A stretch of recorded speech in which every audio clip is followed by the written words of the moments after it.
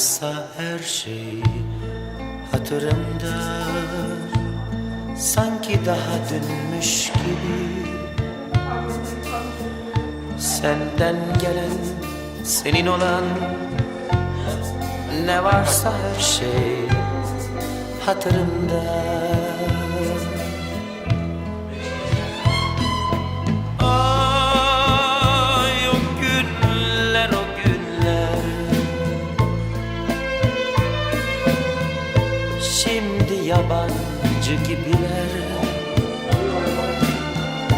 Bir günlük mutluluğa bir ömür alıp gittiler. Ne günlerdi ah o günler.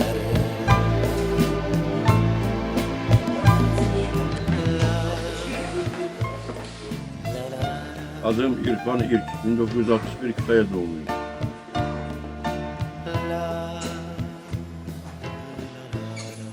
Ee, 1974'ten beri ticaretin içindeyim. Ortaokul bittikten sonra akşam ticaret lisesinde okudum. Babam mesleği tekstil sektöründe çalıştım. Çanta, bavul, saraca işi de yapmaktaydık. 1990'da bir kişilerin vasıtasıyla Uşak'tan evlendim. Uşak'ta hanımım, babası kayınpederim derimont yapıyordu. Derimont imalatçısı, kayınoğlan derimont imalatçısıydı. Bacanağım vardı, bacanağımda deri fabrikası vardı. Bu vasıtayla derimont işine girmiş oldum. 1991'den beri Akdemirler İş Merkezi'nde bu işi yapmaktayım. 35 seneden beri bu işin içindeyim. İlk yaptığım ürün bir yelek dikmekti. Deri yelek dikmiştim. Erkek yeleği dikmiştim. Kimin derisiydi abi özelliyesi? Kendimiz alıp dikmiştik. Bir de şöyle bir anım oldu. İlk dükkanı açtım, bir hafta falan geçti.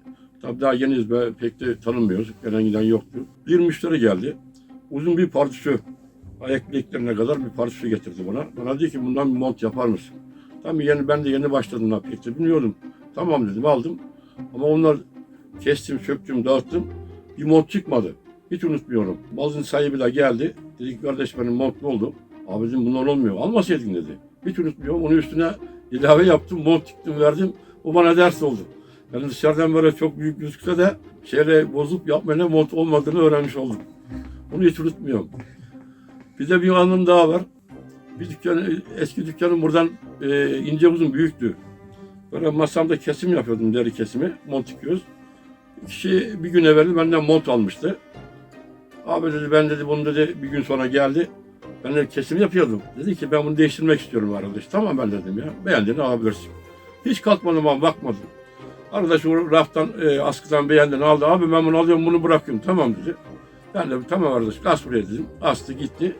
Arkadaş gittikten sonra bir müşteri daha geldi. Abi ben mont bakıyorum. Buyur kardeşim. Tabii her gelene buyur diyorsun ama tabii kalkıp da bakmadım. Bakabilirsin. Baktı. Ben bunu giyebilirim. Giydi. Ya bunu giydi baktı.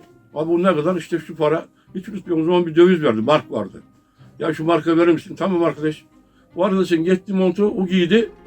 Aldı. Bana 100 küsur mark para verdi. Adam parayı verdi gitti. O gittikten sonra 5 dakika sonra öbür müşteri geldi. Hiç unutmuyorum. Abi dedi benim montum nerede? Arkadaş sen gittin. Biri geldi. 5 dakika adam aldı parasını verdi. Adam parası duruyor dedim. Cebime koymadı. Ya abi benim bunun içinde paradan vardı altını vardı. Vallahi bilmem dedim ben abi. Ama doğru söylüyor ama yalan söylüyor. Belki bu arkadaş da paraları gördü öyle aldı onu da bilmiyorum. Yani böyle bir olay yaşadı hiç unutmuyorum. Yani 5'er dakika arayla bu olay yaşadı. Bu olayı hiç unutmuyorum ben. İlginç bir olay oldu yani. Abi sence diğer dericilerden seni ayıran özellik ne? Bence derici bütün arkadaşlarımız iyidir. Ben hiç kimse kötülemek istemem ama daha samimi olmak, daha dürüst güler yüzlü olmak bence en büyük ayıran özellik olsa gerek gibi görüyorum. Ben her gelen müşteriyi kendimiz gibi görüyorum yani kardeşimiz gibi görüyorum. Elimden gelen yardım yapayım, yardımcı oluyorum. Tabii elimizden geldikçe de çok kaliteli ürünler satmaya çalışıyoruz. Sen dericiliğin önemli olan işçiliği yani. İşçiliğin temiz olduktan sonra sağlam dikiş, sağlam malzeme kullandıktan sonra her zaman başarılı olursun. Benim amacım daima dürüst olmak. Helal para kazanmak. Bir de çok parada da gözüm yok yani. Hani Ceket yapıyorsun abi, kemer yapıyorsun. tabii ceket düğmeli. Düğmeleri olanlara da deri ceket diyoruz. Fermuarlı olanlara deri mont ceket diyoruz yani. fermuarla düğmenin değişiyor. Bir de yelek yapıyoruz. Yeleklerimiz de şöyle. Birazdan bunu imalatında detaylı olarak göstereceğim size nasıl olduğunu. Bunlar deri yeleklerimiz. Eskiden bayan da yapıyordum ama şimdi dükkanım ufak olduğu için bayan işini pek yapmıyoruz yani. İmalatı çok eskiden benim yanımda 1995 senesinde 7 tane elemanım vardı benim. 7 tane eleman imalat yapıyorduk yani. Çok yüklü miktarda denimat imalatımız vardı.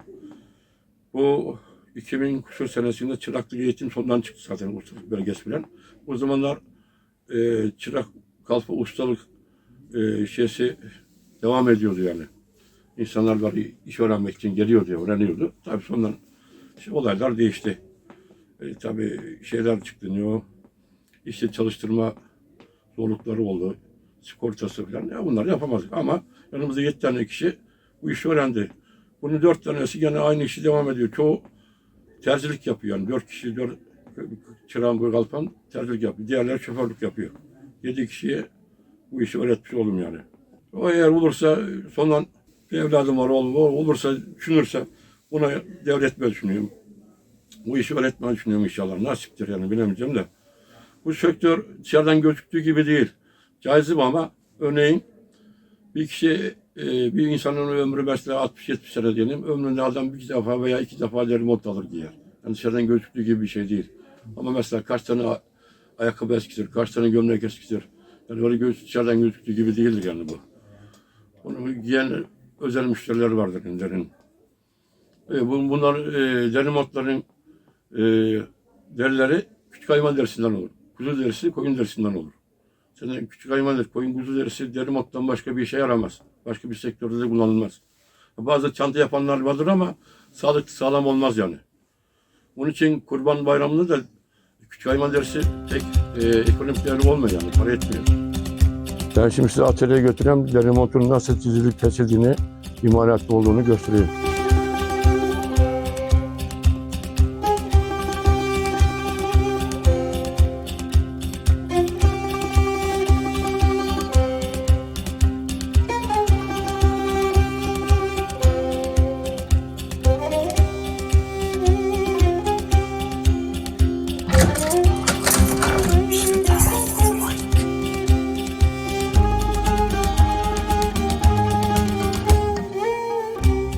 Burası atölyemiz.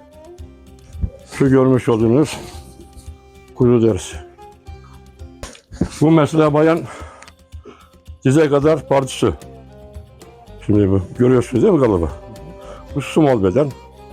Bu kalıplarla biz bunları beden olarak kesiyoruz. Şöyle göstereyim.